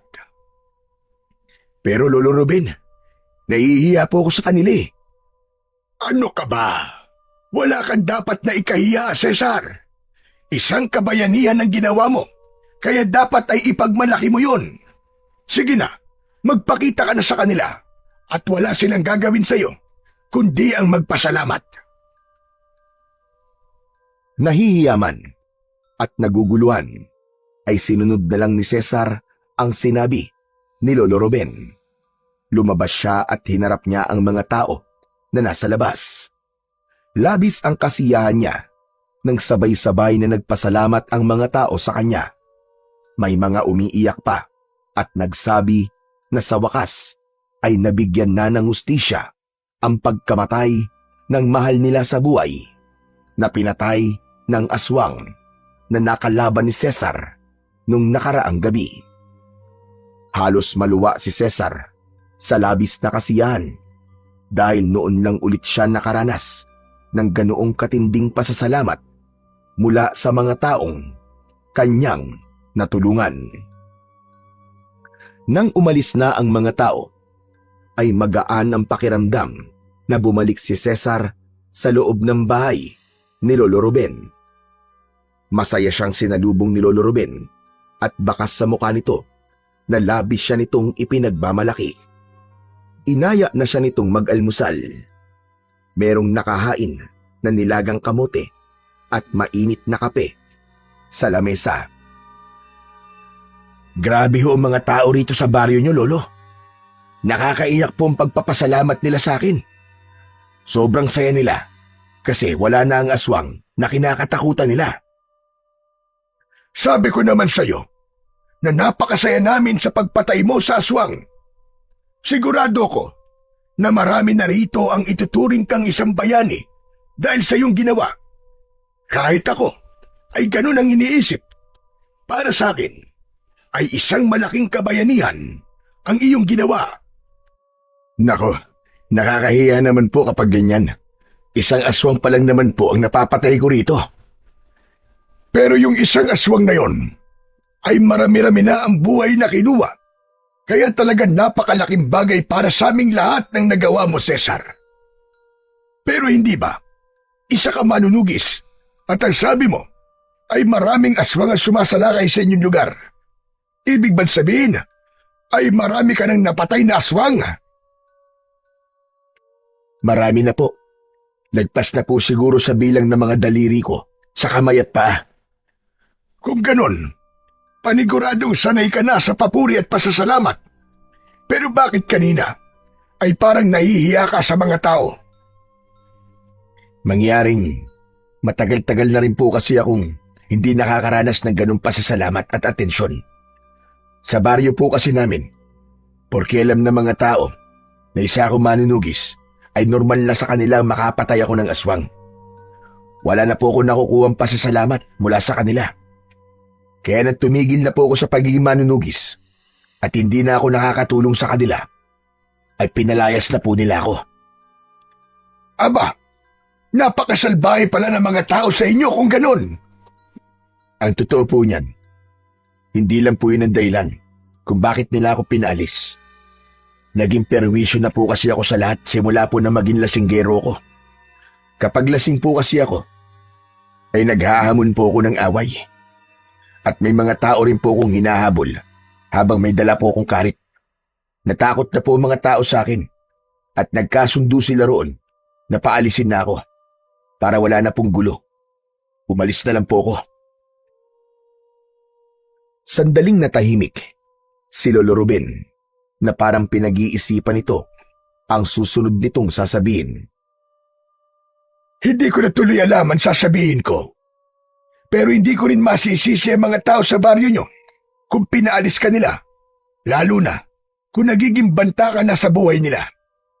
Kaya nga po nang makapag-isip-isip ako kagabi, ay naintindihan ko na sila. Kasalanan ko rin talaga, kaya ako napalaya sa baryo namin. Pero hindi bale. Sa ngayon naman, ay may bago ka ng tahanan. Kaya ng akin sinabi, maaari ka manatili sa aking bahay kahit kailan mo gusto. Sana lang ay iwasan mo na muna ang alak at baka dito ka naman maghamon ng away. Mapapalayas ka rin dito kapag ginawa mo yan. Huwag po kayo mag-alala, Lolo Ruben. Dahil naisip ko na magsimula ng panibagong buhay dito sa lugar nyo. Aalisin ko na po ang pagiging lasinggero ko at pipilitin ko na pong magbago. Mabuti naman kung ganon. Maganda yang may kagustuhan kang magbago. Pero samahan mo na rin ang kilos. O sige na, mamaya na ulit tayo mag-usap at tapusin na natin ang ating pag-aalmusal. Nakangiting tumango si Cesar at nagpatuloy na siya sa pagkain. Hindi pa rin nawala ang kasiyahan sa kanyang puso at ipinangako niya sa kanyang sarili na simula sa araw na yon ay sisikapin niyang alisin na ang hindi magagandang bagay na kanyang nakasanayan. Nang dahil sa kabayanihan ni Cesar, ay naging tanyag ang kanyang pangalan sa buong baryo ni na Lolo Ruben. Sa kabila ng papuri at respeto na kanyang natatanggap, ay patuloy pa rin ang laban niya sa tukso ng alak na dati niyang naging takbuhan mula sa sakit ng pagkawala ng kanyang asawa at anak. May mga gabi pa ring nahihirapan siya, lalo na kapag bumabalik sa isip niya ang malungkot na alaala ng kanyang asawa at anak. Ganun pa man, ay pilit pa rin niyang pinipigilan ang sariling bumalik sa kanyang bisyo. Hindi na rin nag-atubili si Lolo Ruben na tulungan si Cesar. Isinama siya nito sa mga pagpunta nito sa bayan upang kumuha ng gulay at iba pang paninda. Naging abala si Cesar dahil doon at binibigyan pa siya ni Lolo Ruben ng sahod sa pagbubuhat niya ng mga gulay. Ang mga simpleng gawain na yun ay naging malaking tulong kay Cesar upang malibang siya at unti-unting mawala sa kanyang sistema ang pagnanais na uminom ng alak. Isang umaga, matapos mag-almusal, ay nakita ni Cesar si Lolo Ruben na namimitas ng mga bulaklak na daisy na nakatanim sa harap ng bahay nito. Nilapitan niya ang matandang lalaki upang kausapin. Cesar, wala tayong trabaho ngayon na. Tandaan mo na tuwing linggo ay araw ng ating pahinga. Kumusta ka na nga pala sa pagtira dito sa aming baryo? Ayos naman po, Lolo Ruben. Marami na nga po nakakakilala sa akin. Nakakatuwa nga po na kahit magdadalawang linggo na simula nung patayin ko yung aswang, ay may mga nagpapasalamat pa rin ho sa akin. Matindi lang talaga ang kasiyahan namin sa ginawa mo. Eh ang pag-inom-inom mo ng alak, kumusta na? Malaki na po ang pagbabagong napapansin ko. Epektibo po yung pagsama ko po sa inyo sa pagkuha ng mga gulay sa bayan. Talagang nalilibang po ako at nawawala sa isip ko ang uminom. Maraming salamat po sa pagtulong niyo sa akin. Isang karangalan para sa akin ang matulungan ng bayani ng aming baryo. Lolo Ruben, maiba ko. Bakit pala ang dami niyong talim na daisy? Paborito niyo po bang bulaklak yon? Hindi ako, kundi ang aking asawa na si Rosing. Paborito niya ang mga bulaklak na daisy. Pumipitas ako ngayon dahil pupunta ako sa kanya ngayon para dalhin ang mga ito sa kanya. May asawa ho pala kayo, pero bakit hindi ata siya rito nakatira sa bahay niyo? Hiwalay na kasi kami. 3 taon na. Ganun ho ba? Pero ang sweet niyo pa rin sa kanya, kasi kahit hiwalay na ho kayo, ay binibigyan niyo pa rin siya ng bulaklak. Sanay kasi si Rosing sa tuwing linggo, ay binibigyan ko siya ng bulaklak. Kung gusto mo'y pwede mo akong samahan sa kanya, para maipakilala kita sa kanya. Sige ho. Wala rin naman po akong gagawin dito sa bahay eh. Pagkatapos mamitas ni Lolo Ruben ng mga bulaklak, ay kinuha lang nito ang sombrero nito at naglakad na sila papunta sa kinaroroonan ng asawa ng matandang lalaki. Makalipas ang ilang sandali, ay nagtaka si Cesar dahil sa sementeryo sila nagpunta. Huminto si Lolo Ruben sa tapat ng isang puntod. At gamit ang kamay nito, pinunasan nito ang duming nasa lapida at nalaman ni Cesar na ang pangalan ng asawa ni Lolo Ruben ang nakasulat doon. Inilapag ni Lolo Ruben ang mga bulaklak sa ibabaw ng puntod. Patay na ho pala ang asawa niyo. Hindi po ba sabi niyo po sa akin kanina hiwalay lang kayo? Oo nga, magkahiwalay na kami ni Rosing. Siya ay nasa langit na, habang ako naman ay nandito pa rin sa lupa. Roseng, ito nga pala si Cesar, ang bagong kasama ko sa ating bahay. Siya ang pumatay sa aswang na pumatay sa iyo. Sigurado ako na matatahimik ka na dyan dahil wala na ang aswang na dahilan kung bakit tayo nagkahiwalay na dalawa. Natigilan si Cesar sa kanyang narinig. Bumalik sa alaala niya ang tagpo kung saan nakita niya ang katawan ng kanyang asawa na pinatay ng aswang. Namuo ang luha sa gilid ng kanyang mga mata hanggang sa tuluyan na siyang napaiyak. Mabilis na nilukob ng kanyang emosyon si Cesar kaya hindi niya na napigilan ang pagkagulgol. May pagtatakang tumingin si Lolo Ruben kay Cesar. Cesar, bakit ka umiiyak? May problema ba? Naalala ko lang ho kasi ang asawa ko. Parehas po kasi sila ng asawa niyo. Pinatay po ng aswang ang asawa ko na si Elena. Ang masakit pa po ay buntis siya sa unang anak namin. Kaya 2 silang namatay. Yun ba ang dahilan kung bakit ka naging lasinggero? Oo, Lolo Ruben. Kapag po kasi nalalasing ako, ay nakakalimutan ko ang sakit at lungkot na nararamdaman ko. Pero nang dahil po sa alak, ay nawalan ako ng kaibigan at napalayas pa ako sa baryo namin. Pakiramdam ko wala na po akong dahilan para magpatuloy sa buhay. Simula nang mawala ang aking asawa at anak. Alam mo, Cesar, nang mawala ang asawa ko, ganyan din ang pakiramdam ko. Para bang tinanggalan ako ng kalahating buhay. Umaga't gabi, wala akong ibang ginawa kundi umiyak at sisihin ang buong mundo. Pero dumating din ang araw na naisip ko na kung patuloy kong hahayaang bumagsak ang sarili ko, ay hindi magiging masaya ang asawa ko sa kabilang buhay. Ito ang tandaan mo, Cesar. Hindi ibig sabihin na nawala ng iyong asawa at anak ay wala ng dahilan para ikay mabuhay. Ang totoo niyan ay mas lalo kang dapat na magpatuloy. Pero paano po ako magsisimula? Kung bawat umaga ay ramdam ko pa rin ang kawalan niya. Hindi madaling bumangon mula sa pagkakadapa. Pero isipin mo ito, ang bawat araw na lumilipas na umiiyak ka at nagpapakalunod sa alak ay mga araw na nasasayang lamang.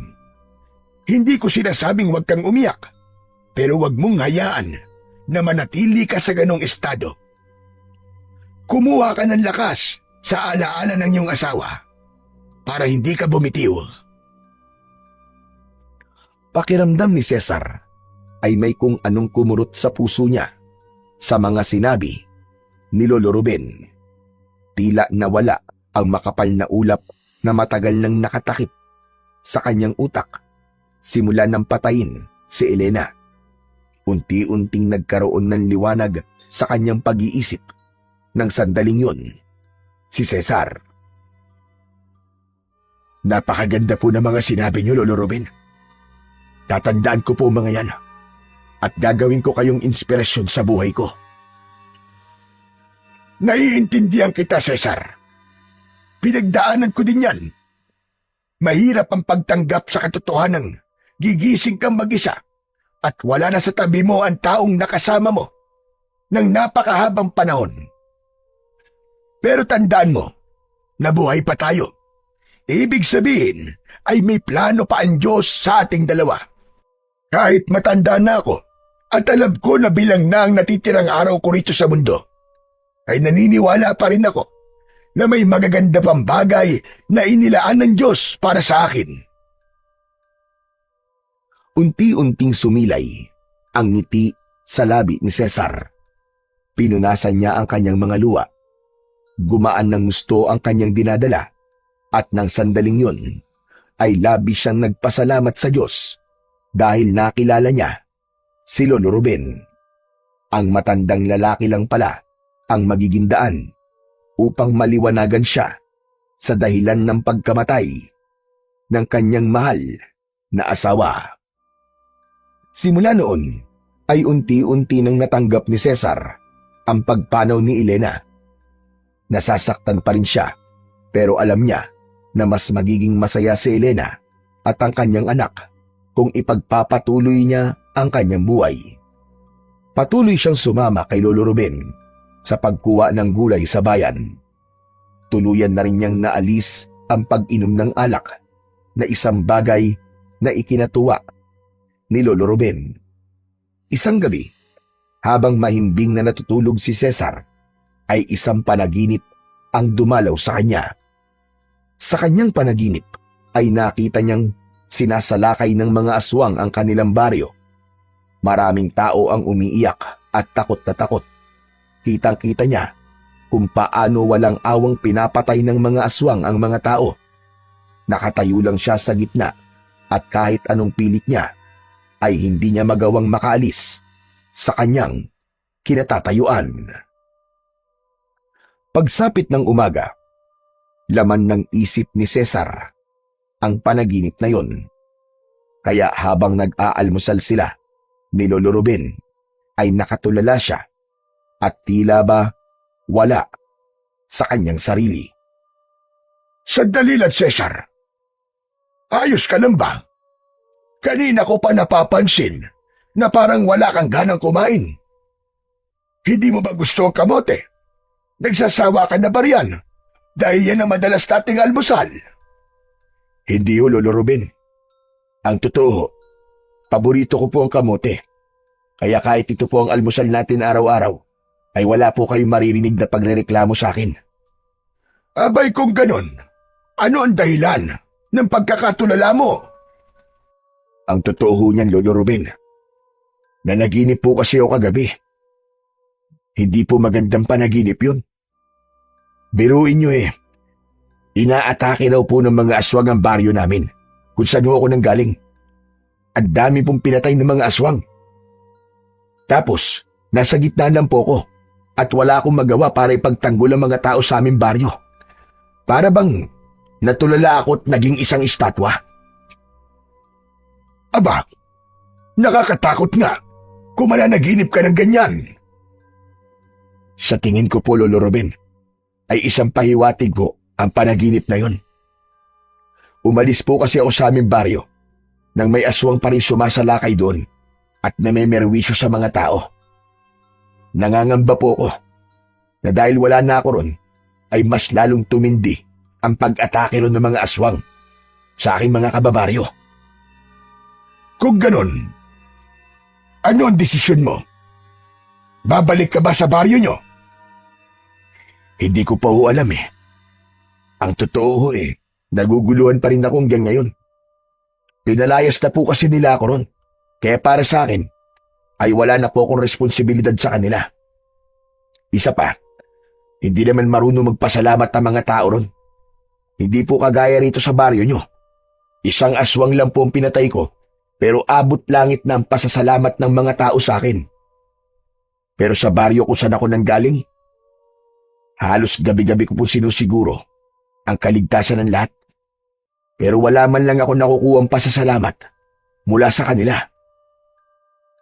Ang pagtulong ay hindi laging para marinig ang salitang salamat. Minsan, ang pagtulong ay para ipaalala sa sarili mo na kaya mo pang maging mabuti kahit ang mundo ay hindi palaging mabuti sa iyo. Pero, paano kung parang wala namang halaga ang ginagawa ko? Ang tunay na halaga ng pagtulong ay hindi nasusukat sa kung gaano ka pinasasalamatan, kundi sa kung paano mo napapanatili ang kabutihan sa puso mo. Tandaan mo itong sasabihin ko, Cesar. Ang kabutihan na ibinabahagi mo, kahit walang nakakakita o kumikilala, ay nagiging binhi. Isang binhi na pagdating ng tamang panahon ay aanihin mo. Isa pa, hindi mo ba naisip na baka ito na ang pagkakataon mo para muling patunayan sa baryo nyo na nagbago ka na? Pero Lolo Ruben, sabihin nyo nga ho sa akin, kung kayo ho ba ang nasa posisyon ko, tutulungan nyo pa rin po ba ang mga taong itinaboy kayo? Aba, bakit hindi? Lalo na kung buhay ng karamihan ang nakasalalay, hindi ba? Siguro nga'y tama ka, Lolo Ruben. Kailangan ko pong bumalik sa aming baryo upang muling tulungan ang mga tao roon mula sa mga aswang na sumasalakay. At sana sa pagkakataong ito ay magawa ko ng tapusin ang matagal na naming problema. Ang maubos ang mga aswang sa baryo namin. Naniniwala ko na magtatagumpay ka dahil alam kong malinis ang iyong hangarin, Cesar. Huwag ka mag-alala dahil isasama kita sa aking panalangin. O paano? Kailan mo pala gustong bumalik sa inyong baryo? Sa lalong madaling panahon ho, Lolo Ruben. Kahit ngayong araw na lang po siguro. Sige, pagkatapos natin mag-almusal, ay ihatid kita roon gamit ang aking truck. Labis na nagpasalamat si Cesar kay Lolo Ruben. Binilisan niya na ang pagkain. Hindi maalis ang pag-aalala sa kanya para sa kanyang baryo. Alam niya na hindi niya magagawang makatulog hanggat hindi siya nakakasiguro na ligtas ang mga tao sa baryong kanyang pinanggalingan. Matapos nga mag-almusal, ay naghanda na si Cesar sa pagbabalik niya sa kanilang baryo. Konting damit lamang ang kanyang dinala at hindi niya kinalimutan ang kanyang karit. Gaya ng sinabi ni Lolo Ruben, ay ginamit nito ang truck nito upang ihatid si Cesar sa baryo nila. Ngunit hindi nagpahatid si Cesar sa mismong baryo nila. Naisip niya na mas makabubuti kung wala munang makakaalam ng pagbabalik niya roon at nais niyang lihim na alamin kung ano na ang lagay ng kanilang baryo. Inihinto ni Lolo Ruben ang truck sa unahan ng makipot na daan, papasok sa baryo ni na Cesar. Ano, Cesar?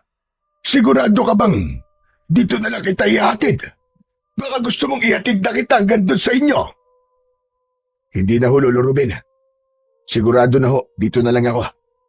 Panigurado kasi na kung dun nyo ho ko ihatid sa mismong baryo namin, ay may mga taong makakakita kagad sa akin. Hindi ko po kasi alam kung ano ang magiging reaksyon nila kapag nakita nila ako.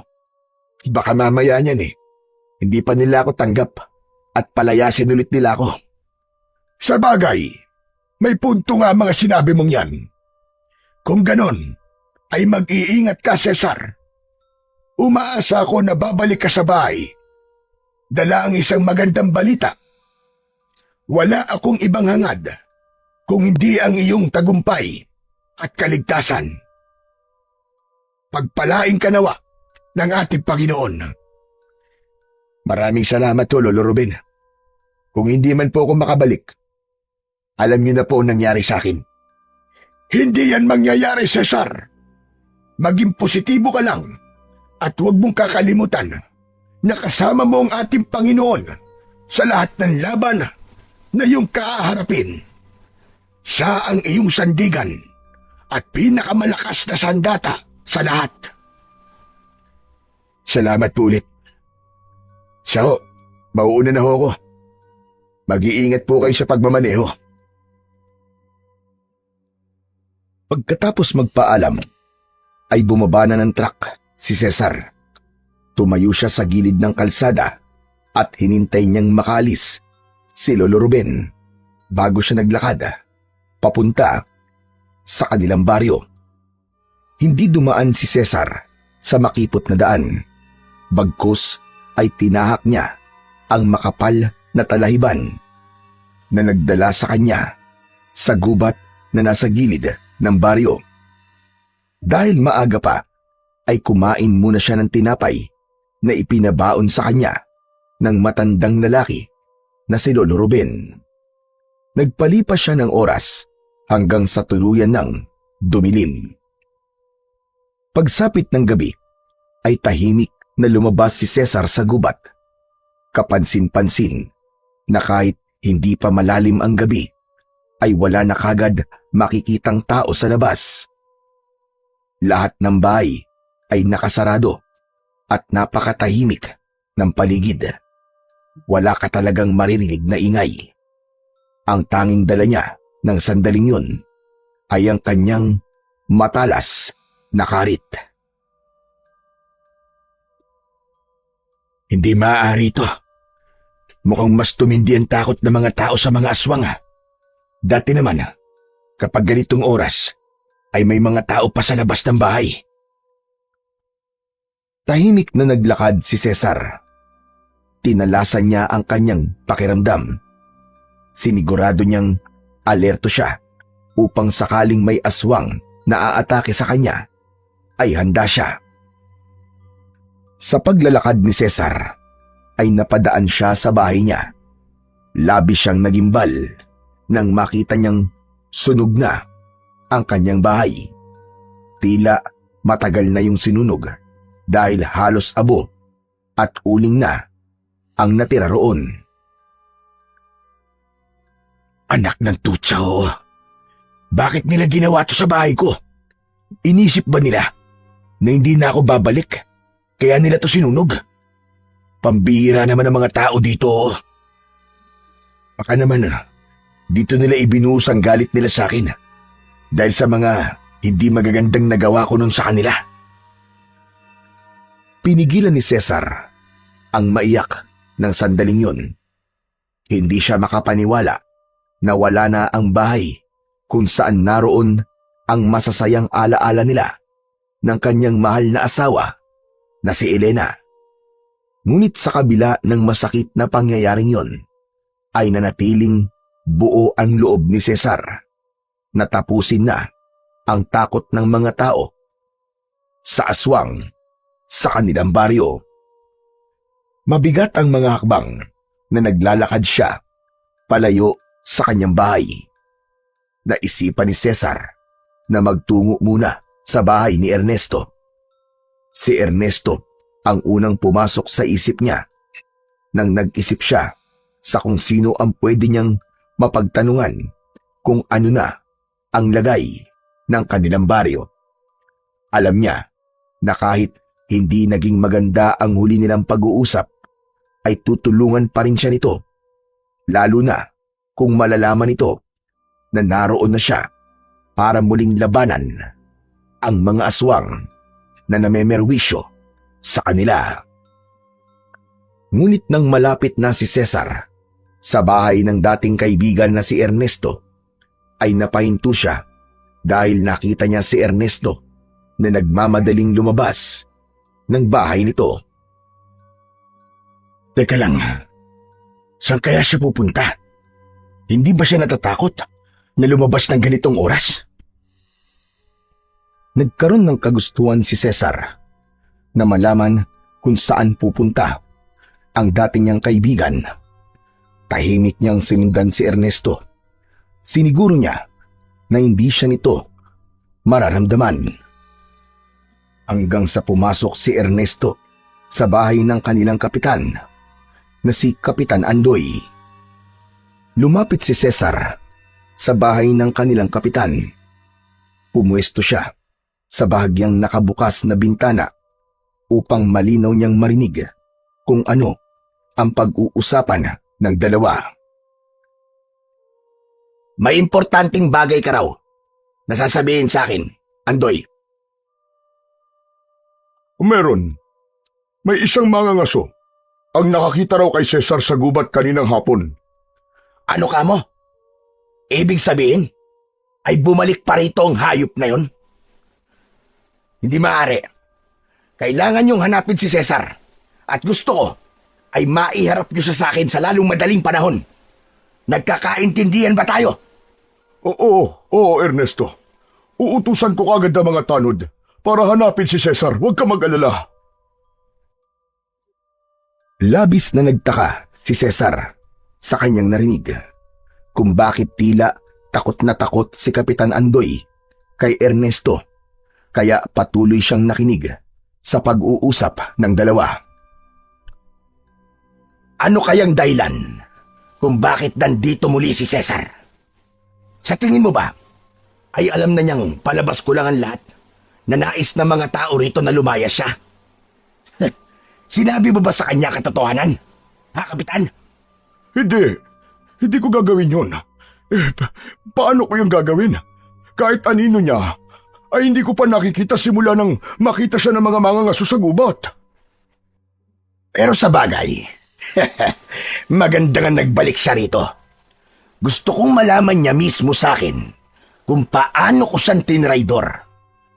Sasabihin ko sa kanya na gawa-gawa ko lang na nagbutuhan kayo para palayasin siya. Dahil ang totoo, nagsinungaling ako sa kanya para mawala na siya rito sa baryong ito. Para wala nang makikipaglaban sa mga aswang at magawa ko na ang matagal ko nang gustong gawin. Ang sakupin ng baryong ito at tuluyan na itong pamahayan ng mga aswang na kagaya ko. At pagkatapos nun, kapag alam na niya ang lahat, ay saka ko siya papatayin. Ako mismo ang papatay sa kanya. Nang hilakbot si Cesar sa sinabi na yun ng dati niyang kaibigan na si Ernesto, pakiramdam niya ay sasabog ang kanyang ulo ng mga sandaling yun nang malaman niya na si Ernesto pala ay isang aswang at traidor. Para kay Cesar ay sapat na ang kanyang mga narinig. Umalis na siya roon at isang plano kagad ang nabuo niya sa kanyang utak habang papunta siya sa bahay ni Ernesto. Pinasok ni Cesar ang bahay ni Ernesto. Kinuha niya ang isang upuan at ipinwesto niya yun sa harap ng pinto. Umupo siya roon habang hawak ang kanyang matalas na karit. Makalipas ang ilang minuto na paghihintay, ay nakarinig siya ng naglalakad sa labas. Alam niya na parating na si Ernesto. Bumukas ang pinto at labis na nagulat si Ernesto nang makita nito si Cesar sa loob mismo ng bahay nito. Cesar? Cesar, ikaw ba talaga yan? Aba, kailan ka pa nakabalik? Alam mo bang araw-araw kong ipinagdarasal na sana ay bumalik ka na rito. Sobra akong nag-aalala sa'yo, kaibigan, nung umalis ka rito. Kasi alam kong wala kang pupuntahan. Awang-awa talaga ako sa'yo noon. Kumusta ka, Cesar? Pwede ba? Tigil-tigilan mo ng pagpapanggap mo. Dahil nasusuka ako sa pagkatao mong hinayupak ka. O mas tama palang sabihin na pagkaswang mo. Teka. Ano ba't sinasabi mo? Hindi kita maintindihan, Cesar. Diablong buwang ka. Narinig ko ang lahat ng pinag-usapan niyo ni Kapitan Andoy kanina. Alam ko na isa kang aswang, Ernesto. Hindi lang ako nilinlang mo, kundi ang lahat ng tao sa bayong ito. Napaka-demonyo mong hayop ka. Biglang tumawa ng malakas si Ernesto na parabang nawawala na ito sa sarili nitong katinuan. Kung ganon, bukayo na pala ako. Wala na pala akong maililihim sa'yo. Tama ka. Isa nga akong aswang. At hindi lang ako isang ordinaryong aswang, gaya ng mga pinatay mo nung una. Dahil ako ang pinuno nila. At kaya ako narito ay upang angkinin ang baryong ito. Ang totoo, napatay mo na ang lahat ng mga alagad ko, Cesar. Napakahusay mo talagang manunugis. Kaya ako na lang ang natitira sa aming lipi. Pero may plano ko. Gagawin kong mga aswang ang lahat ng tao rito sa inyo. Kaya nang mapaalis na kita, ay agad kong ipinaalam sa mga tao kung sino talaga ako. Ginamit ko ang takot ng mga tao upang maging sunod-sunuran sila sa akin. Lahat sila ay naging mga alipin ko. Sinabi ko na sa oras na umalis sila, ay susundan ko sila at papatayin. At bukas ng gabi na mangyayari ang aking pinakahinihintay. Gagawin ko ng mga aswang ang mga tao rito, Cesar. Ikaw, gusto mo bang maging isa sa aking mga alagad? Wala akong balak na maging alagad mong hayop ka. Ngayong alam ko na ang lahat. Oras na para sa kamatayan mo. Sandali lang. Masyado ka namang hati. Sigurado ka bang alam mo na ang lahat? May kailangan ka pang malaman. Alam mo bang ako ang aswang na pumatay sa pinakamamahal mong asawa, Cesar?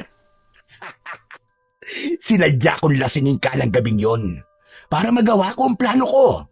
At nagtagumpay naman ako. Patay ang asawa mo kasama ang sanggol sa tiyan niya. Nilukob ng labis na puot si Cesar sa kanyang mga nalaman. Napatayo siya habang nanlilisik ang mga mata.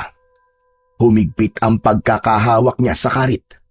Pakiramdam niya ay sasabog na ang kanyang dibdib dahil sa labis na galit sa kanyang kaharap. Hayop ka. Napaka-demonyo mo. Paano mo ako nagagawan damayan noon? Gayong ikaw naman pala ang pumatay kay Elena at sa anak ko. Dahil mahusay akong magpanggap eh. Ay, kawawang Cesar. Bigla ko tuloy naalala kung gaano kasarap ang laman ng iyong anak. Walang hiya ka. Buhay ang kinuha mo sa akin. Kaya buhay mo rin ang hihingin kong kapalit. Malakas na sumigaw si Cesar. Sumugod siya kay Ernesto, pero mabilis itong nakaiwas at nakalayo sa kanya. Sa isang kisap mata ay ipinakita ni Ernesto ang totoo nitong anyo. Isa na itong mabangis na aswang. Tumalon ng aswang na si Ernesto papunta kay Cesar. Nakaumang ang matutulis nitong mga kuko na animo ay mga patalim. Isinangga ni Cesar ang kanyang mga braso. Impit siyang napasigaw nang bumaon ang mga kuko ni Ernesto sa kanyang laman. Mabilis na lumayo si Ernesto. Mahina ka, Cesar. Paano mo ko matatalo kung sugatan ka na sa simula pa lamang? Huwag mo kong minamaliit, Diablong buwang ka. Alam mo ko anong kaya kong gawin. At kung mapapatay mo man ako ngayong gabi, sisiguraduhin kong isasama kita sa aking hukay. Muling sumugod si Cesar kay Ernesto. Mas binilisan niya ang kanyang paggalaw, ngunit kahit na anong gawin niya, ay madali lang na naiiwasan ni Ernesto ang lahat ng kanyang pag-atake. Hanggang sa sinunggaban siya ng aswang, kinalmot nito ang kanyang dibdib.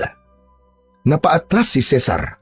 Walang kahirap-hirap siyang binuhat ni Ernesto at ibinalibag ng malakas sa lupa.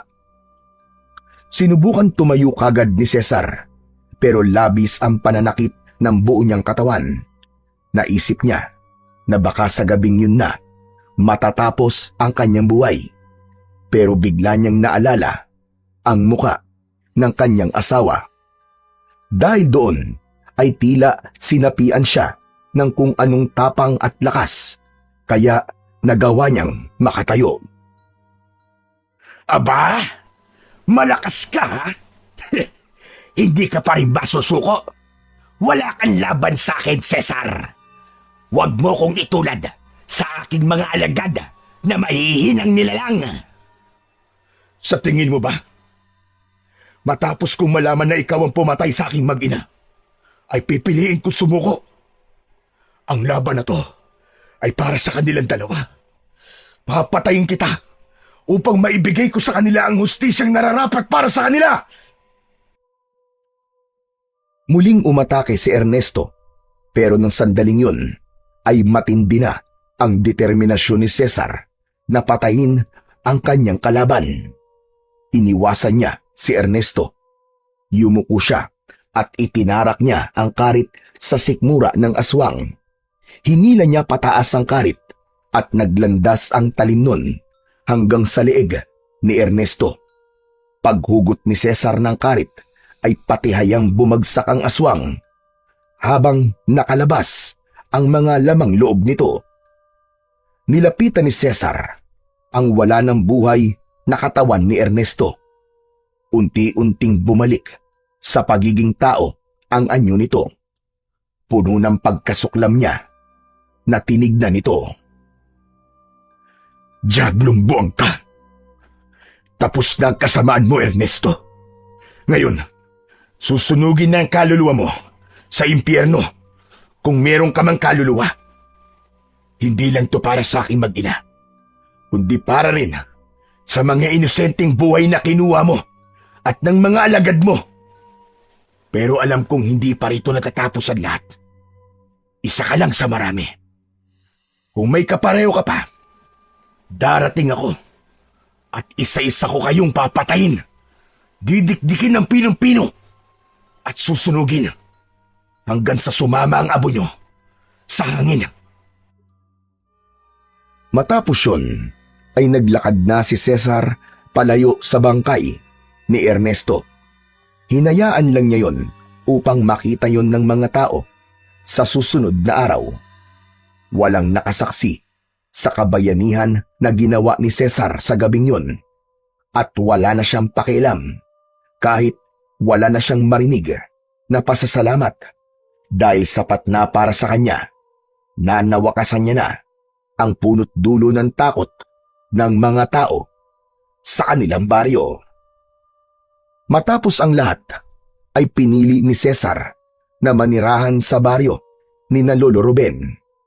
Doon ay natagpuan niya ang katahimikan na matagal na niyang hinahanap. Paminsan-minsan ay bumabalik siya sa kanyang dating baryo upang bisitahin ang puntod ng kanyang asawa. At dahil doon, ay nalaman niyang wala ng aswang ang umaatake roon at namemerwisyo. Sa puso at isipan ni Cesar ay nanatili ang lungkot at alaala sa pagkawala ng kanyang asawa at anak. Ngunit natutunan niyang may saysay pa ring magpatuloy sa buhay. Ang mga sugat ng nakaraan ay hindi nawala, pero nagamit niya iyon bilang lakas upang muling tumayo at magpatuloy. Nangako siya sa kanyang sarili na mananatili siyang manunugis hanggang sa kanyang huling hininga upang supilin ang kasamaan na pilit lumalaban sa kabutihan.